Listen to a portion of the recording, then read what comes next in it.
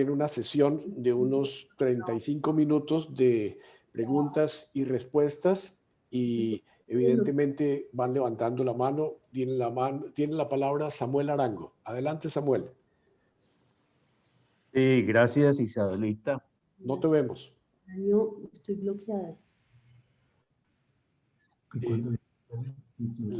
La cámara, pero...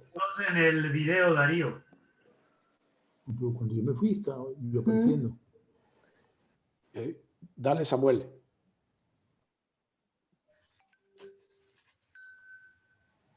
Estás todavía con el micrófono cerrado, Samuel.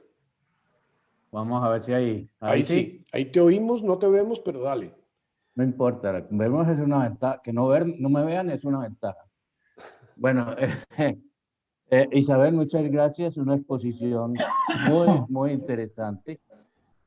Yo incluso en el blog tengo un artículo sobre Jesucristo y las mujeres que he tratado de entender mucho ese contexto.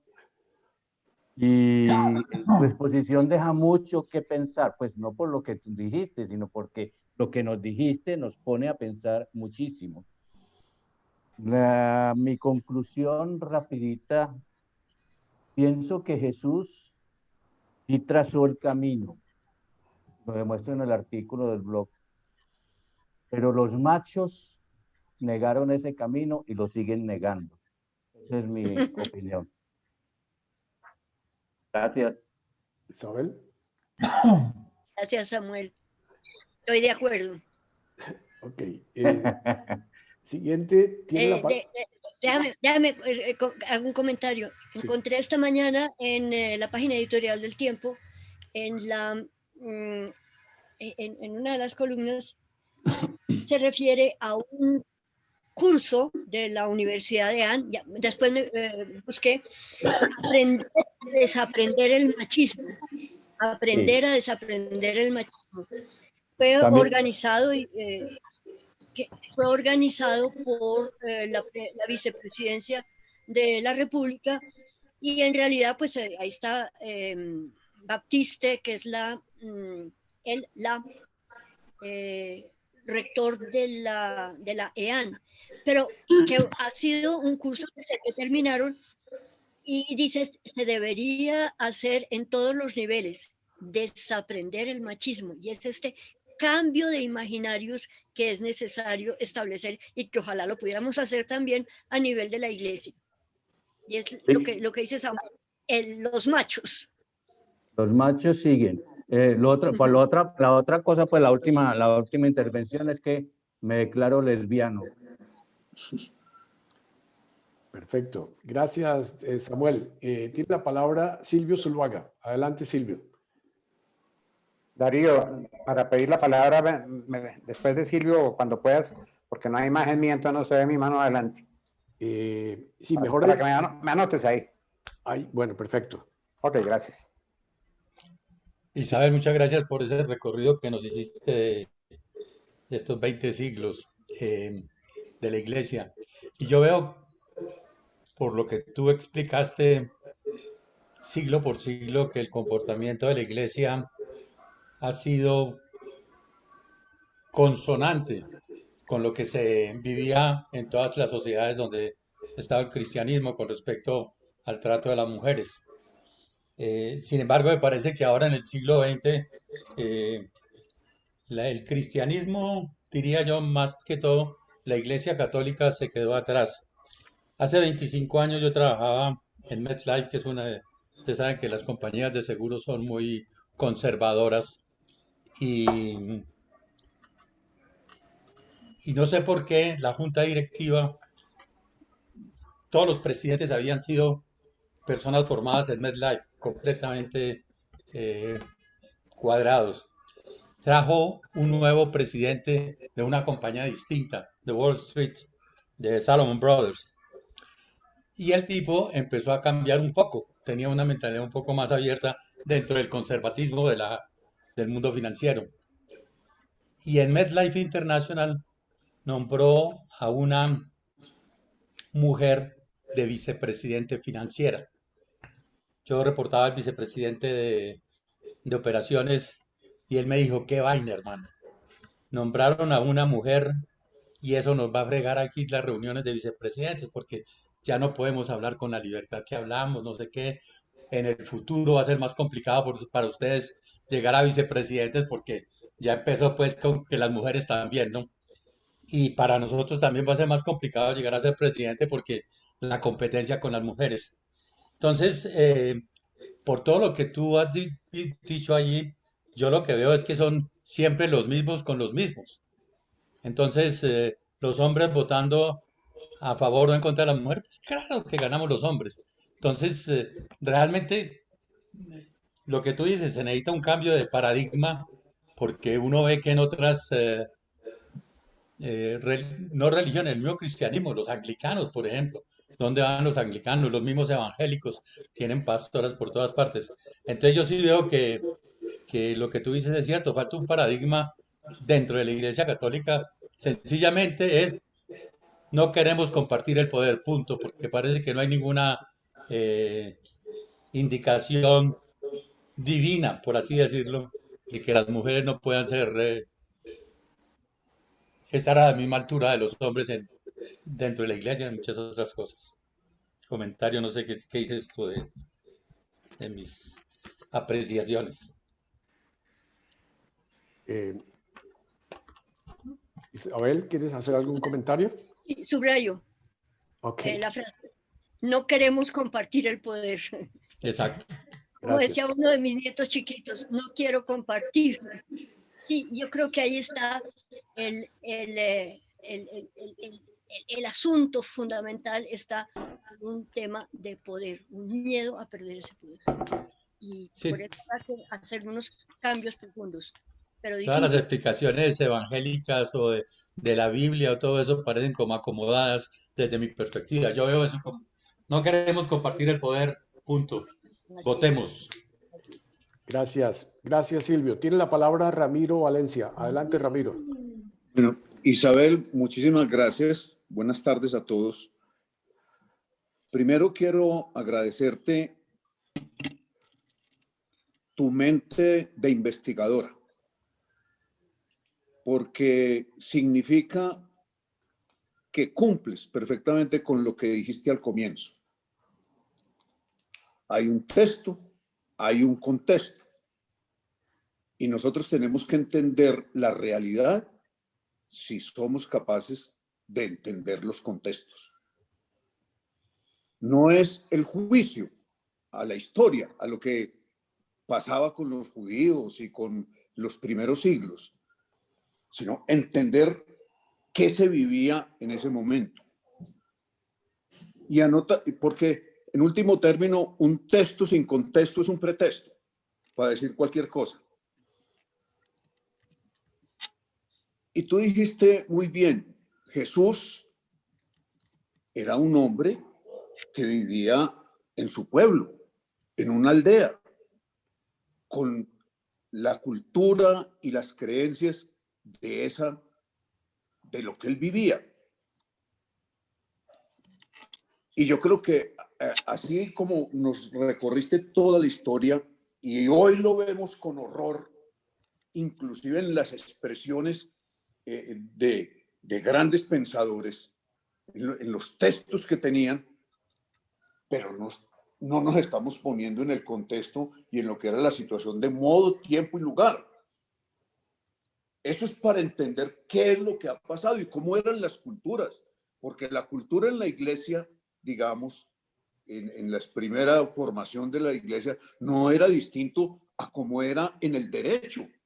Es que en el derecho también la mujer fue tratada como una cosa, inclusive en el derecho romano, y eso se tradujo al Código Civil nuestro que tiene las mismas normas de sujeción de la mujer que han venido cambiando. Entonces, yo te agradezco eso porque nos hace realmente entender que uno no puede mirar la historia con los ojos de hoy, sino para entenderla en el contexto de lo que pasó y para avanzar, lógicamente, en el nuevo contexto. Yo quería preguntarte con todo respeto, porque me declaro ignorante en estos temas, y en casi todos, Si, por ejemplo, el diálogo de Jesús con la mujer en el pozo, cuando le pide agua, o el diálogo con la mujer adúltera, cuando le dice, ¿dónde están los que te juzgaba?, no tienen ninguna significación, porque solo hablaste de el diálogo a la que no quiso atender. Y yo veo que en esos dos diálogos con mujeres, él que era judío y que no podía hablar, y que la del pozo le dice, ¿usted cómo me pide agua a mí? Yo creo que tiene lógicamente también una significación importante. Y te lo pregunto porque no sé por qué para mí él empieza a dar un cambio y a darle un puesto a la mujer. Así es. Y fuera de eso, olvidémonos, es que Jesús no creó una iglesia, no creó una organización. Es que la organización la creamos para que permaneciera. Siempre las organizaciones son inferiores al mensaje. Entonces, yo lo que creo es, primero, que creo que el Señor Jesús, en su mentalidad de una aldea de 200 personas, cambió muchas cosas en lo que era el ser humano y a lo que se venía y qué era el otro.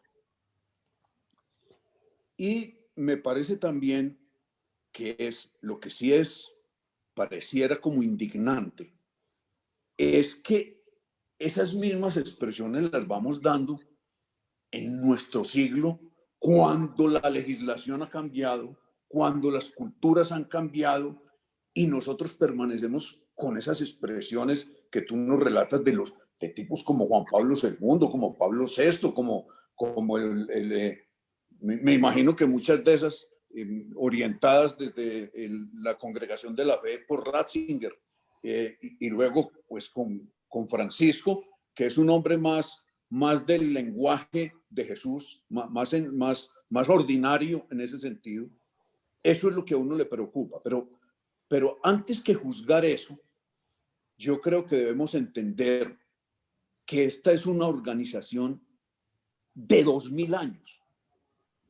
Y mover una organización de 2000 años empotrada en el poder se requiere un proceso. Yo tengo una esperanza que cuando le toque decidir al nuevo colegio cardenalicio quién es el Papa, es un colegio cardenalicio distinto, nombrado por este Papa. Mayoría. No vamos a tener, digamos, esa coraza que es la curia romana y que impide realmente cambios fundamentales. De manera que me horroriza que todavía se piense así, pero entiendo que una organización de 2000 años y que está entendiendo que lo que está ejerciendo es un poder en vez de un ministerio, realmente necesita un tiempo para cambiar, y nosotros los laicos deberíamos, que somos iglesia también, ser propiciadoras de eso, de esos cambios, y comentarlos y proponerlos y escribir, porque también tenemos una obligación, o si no, no somos iglesia. Gracias, Ramiro. Yo quería pedirles a los próximos, tenemos más o menos unos 20 minutos. Ahí está Álvaro Guerra de primero, Alberto Betancourt, Edmundo Pérez, Goyo y Carlos Posada. Les quiero pedir que sean muy breves en sus intervenciones y preguntas puntuales para aprovechar a Isabel al máximo posible. Adelante, Álvaro Guerra. Gracias. Muy rápidamente, y varias cosas que tocó Ramiro, independiente del acuerdo o desacuerdo, muy importantes y muy profundas. Y evidentemente no vamos a tener el tiempo pero ha sido una abrebocas para un tema de impresionante interés. Yo simplemente quería destacar y agradecer a Isabel, sobre todo felicitarla por su seriedad intelectual y por el rigor histórico de todo lo que nos presentó. Eso tiene una inmensa credibilidad porque tantas veces que se inventan citas, que se citan fechas ahí, pero es de un rigor y de una seriedad admirable. Pero sobre todo lo que le quería agradecer y destacar es lo valiente de la presentación, porque a pesar de toda la historia, y como bien lo dice Ramiro, pues hay cosas que nos horrorizan todavía, pero nos horrorizan a unos pocos. Desafortunadamente, hay el género, los problemas de género y estrictamente aplicados en este momento no causan tanto horror a muchos, a la gran mayoría no les causa tanto horror y se necesita valentía para cuestionarlo. Muchas gracias, Isabel. Muchas gracias. Alberto Betancur, adelante. Perdón, Isabel, sigue tú, Isabel. Lo de valor. El momento en que estaba próxima a terminar la investigación que es mi libro, Ordenación de Mujeres, que acabo de decir dónde está, el Papa habló un día de arrecia. Y yo creo que sí, en ese momento recé con el Papa, la necesidad que tenía de arrecia, de valor y de echarme al agua y atreverme a decir todas estas cosas. Gracias, Isabelita. Tiene la palabra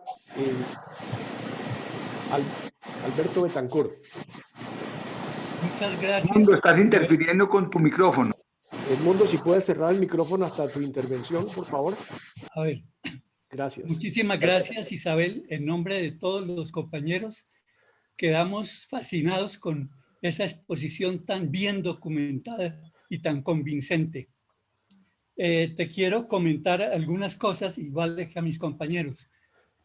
En la música sacra, en la música de la Iglesia, los papas siempre han recalcado, los papas, digo hasta Pío X, o sea, todos los que han sido famosos por documentos acerca de la música sacra, se basan en la famosa frase que tú mencionaste de San Pablo, que es muy cruel.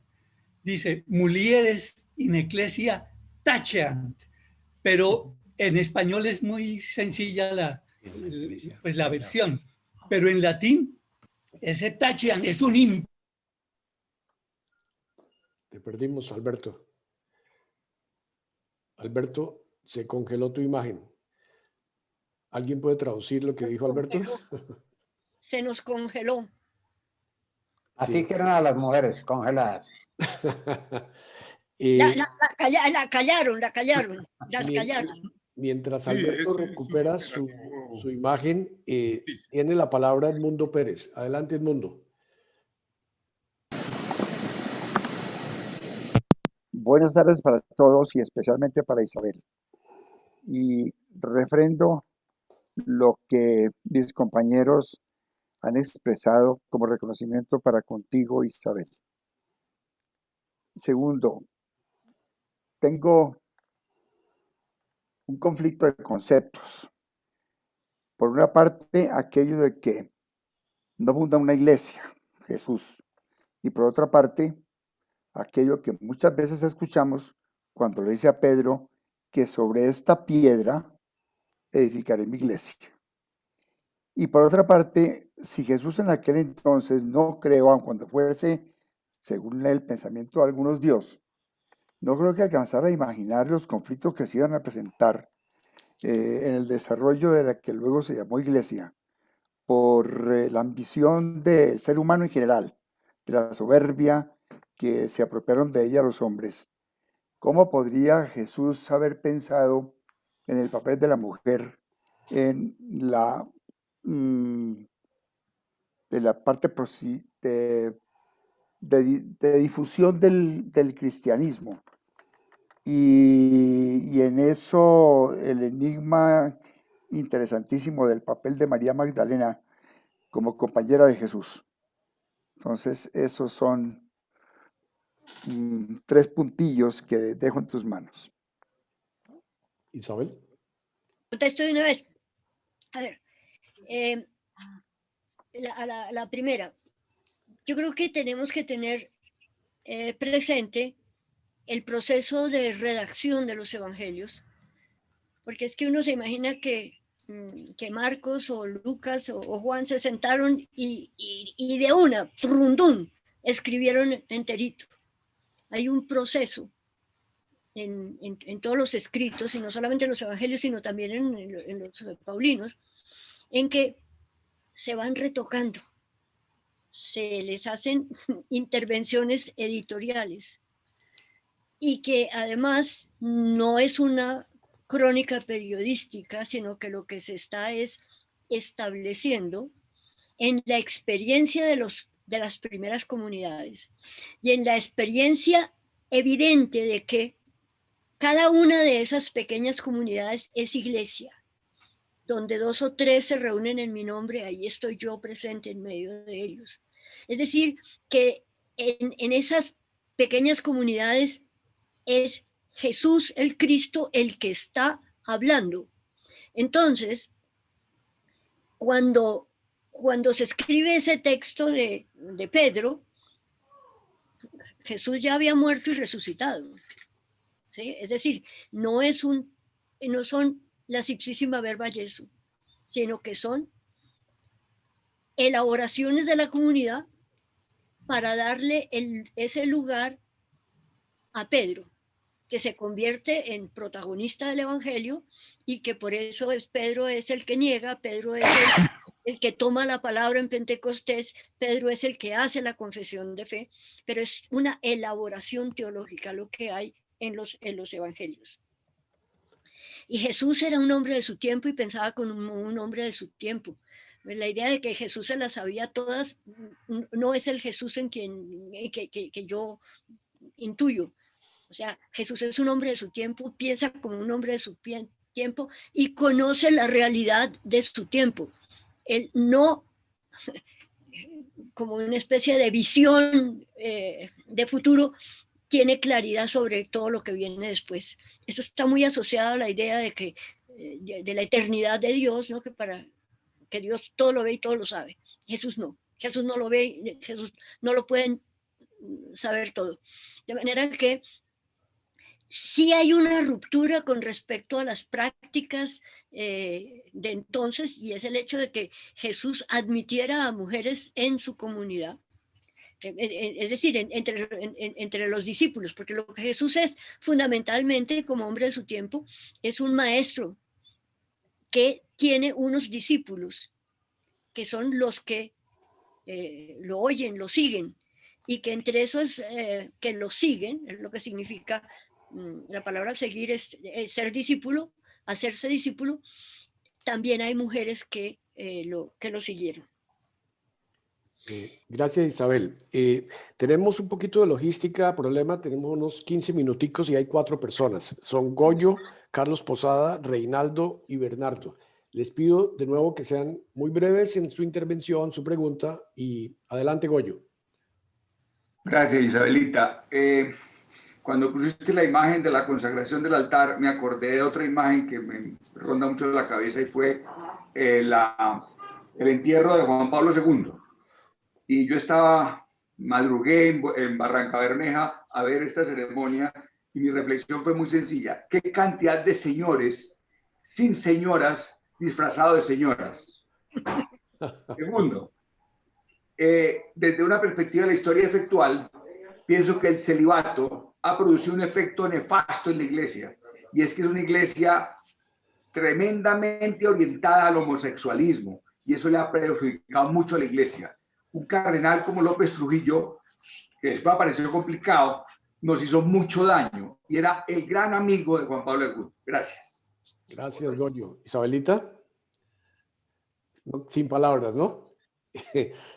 Carlos Alberto Posada tiene la palabra.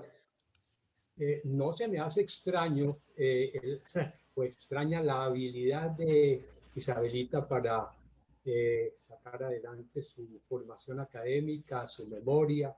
Cuando estábamos en la carrera de teología, los que íbamos detrás de Isabelita solamente veíamos el polvero que ella levantaba cuando iban adelante.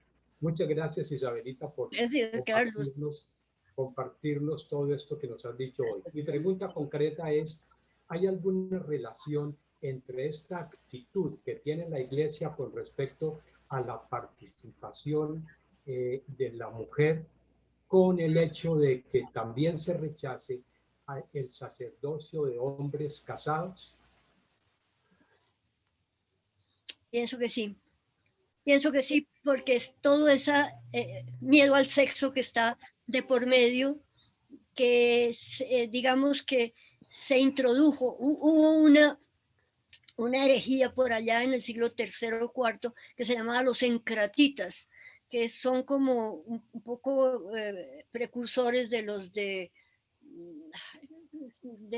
todos estos movimientos puritanos, ¿verdad? Y yo creo que se condenó la herejía, pero se coló en el pensamiento de la iglesia en el pensamiento cristiano ese temor por el sexo. Y está presente digamos, en la formación sacerdotal, en todo lo de la formación sacerdotal y por lo tanto en la exclusión de los sacerdotes casados. Gracias, Isabelita. Adelante, Reinaldo Pareja.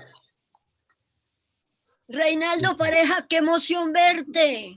Igualmente, Isabelita, recordando aquellas épocas teológicas. Ay, sí. Igual que Carlos, Yo, te seguíamos como si fueras una inspiración divina. por favor. Mira, quiero solo aportar dos ideas lo más rápido y concretas. Apoyado tal vez en lo que decía Ramiro. Hay un fenómeno muy interesante. Científicamente hoy en día hay muy pocos que dudan que la evolución es un hecho científicamente comprobado. Pero lo curioso es que todas las ramas del saber humano avanzan, excepto la religión. Da la impresión de que la religión no puede evolucionar por la actitud interna de que solamente hay una revelación válida, solamente la mía es válida y todas las demás no son válidas.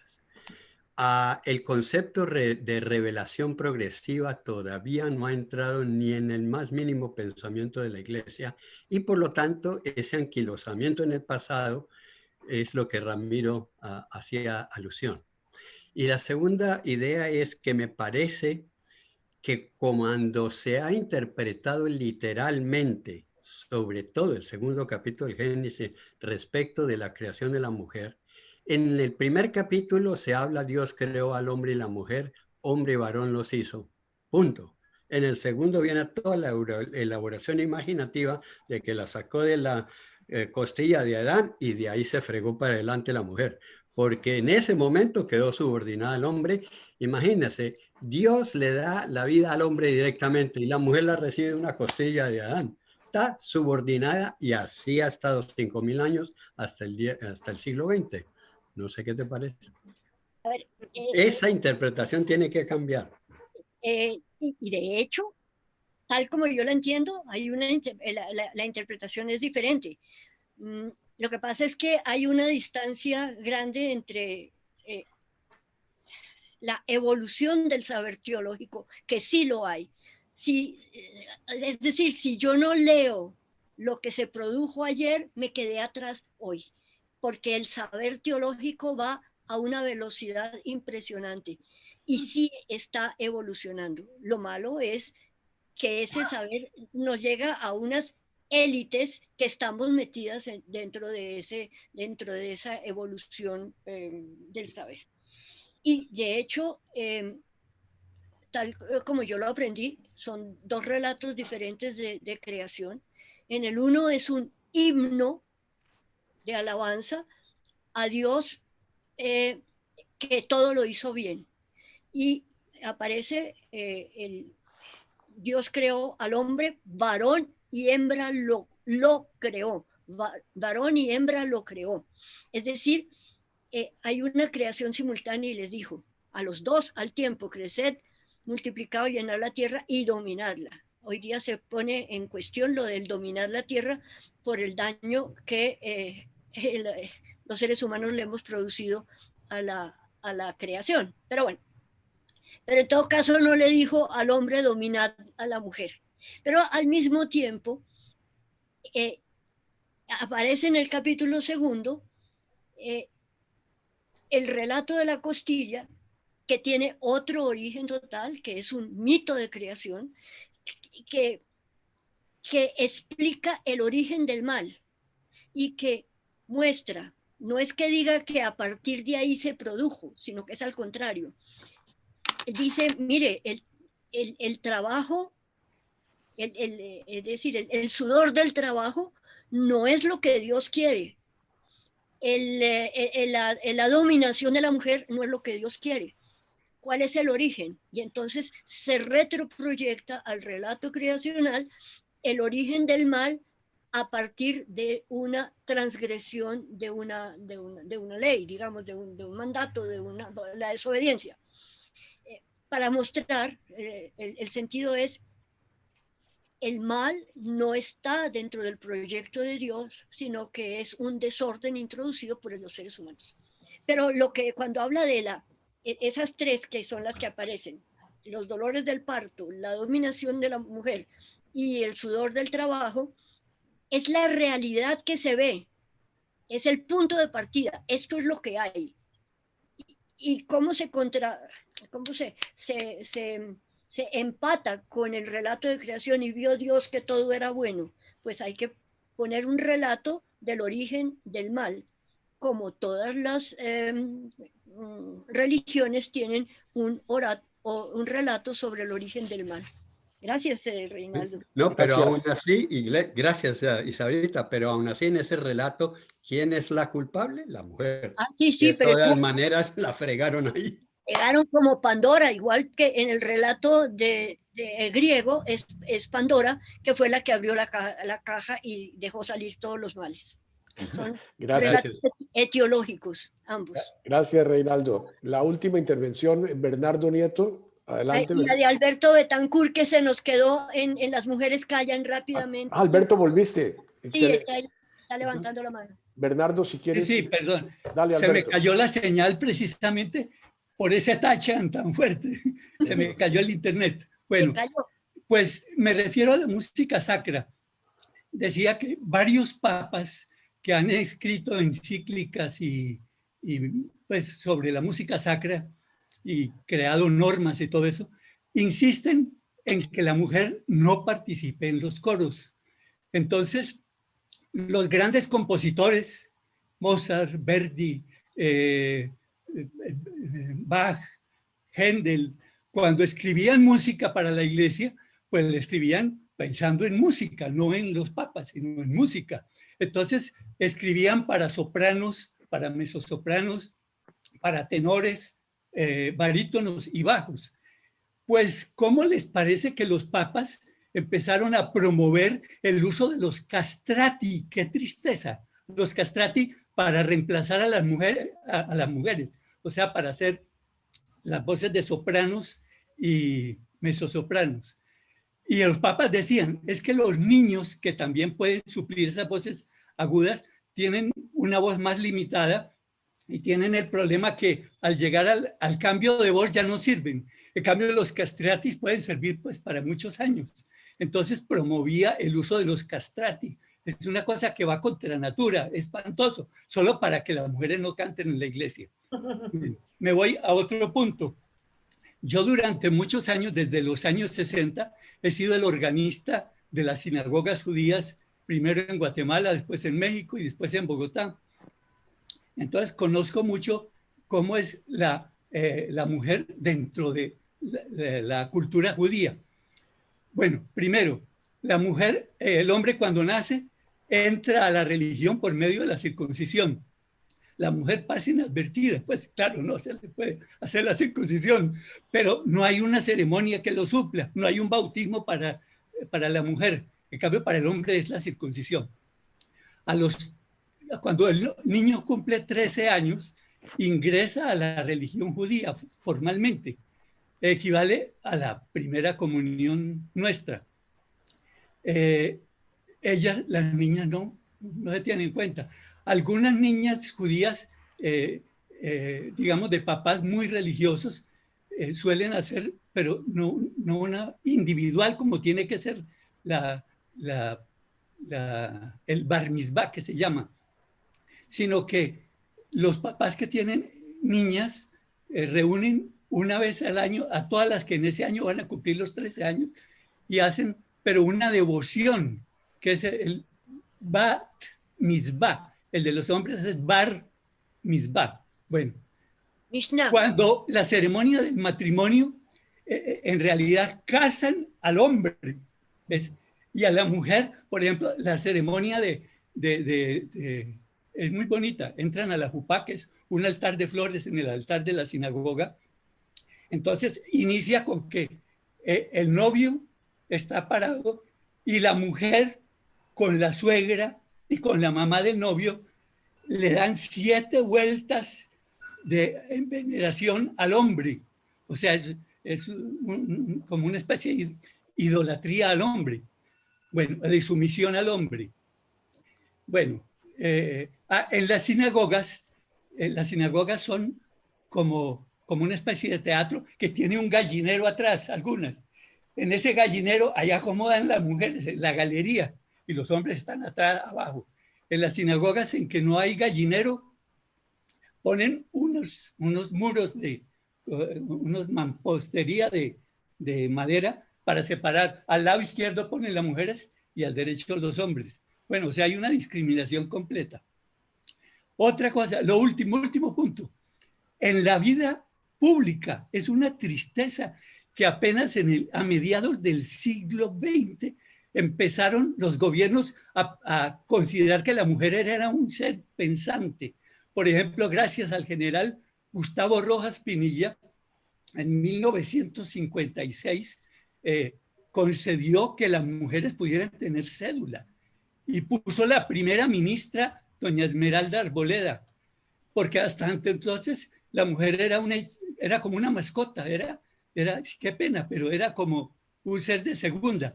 Entonces Rojas Pinilla le dio a la mujer eso, que poder firmar escrituras, poder firmar contratos. Bueno, aquí en Guatemala, en 1945, Juan José Arévalo también concedió la cédula a la mujer, que podía tener cédula. Y así todos los países a mediados del siglo pasado apenas reconocieron que la mujer era un ser pensante. O sea, estaban siempre como Santo Tomás de Aquino, que las consideraba como un ser imperfecto, un hombre imperfecto, decía él. Bueno, y por ahora, y disculpen la interrupción antes porque se me cayó de la emoción por la frase de San Pablo, se me cayó la señal. Gracias, Alberto, muchas gracias. Y la última rápido, Bernardo, para no molestar tanto a Isabel en su tiempo. Adelante, Bernardo. Problema. Yo soy Miriam, esposa de Bernardo, educada por jesuitas. Y te digo, Isabelita, que en nombre de todas las mujeres del grupo, te doy las gracias, te admiro mucho por tu inteligencia, por ser la voz de las que no tenemos voz por nuestra ignorancia. Pero todo tiene su principio. Muchas gracias. Gracias, Miriam. Muchas gracias. Muchas gracias. Isabel, ¿quisieras decir algunas palabras para terminar? Se me quedó una que Ramiro me cuestionó que por qué no había incluido a la samaritana y a la adúltera en la oración. Yo simplemente eché mano de la cananea porque era para introducir el tema. Quería mostrar los gritos de una mujer que hizo que Jesús cambiara su imaginario y cambiara su paradigma. Y que gracias a lo cual las mujeres se involucraron y esta mujer también fue salvada. Fue muy rico haber primero preparado esta intervención para ustedes, haber tenido la oportunidad de compartirla y haber recibido los comentarios de ustedes. Los felicito por este espacio que han creado y que Dios los siga bendiciendo en su trabajo. Un gusto las caras que estoy ahí. Recordé, estoy viendo a Patricia de Urreta. Patricia. Muchísimas gracias, Isabel. Un aplauso virtual de todos. Julio César Botero.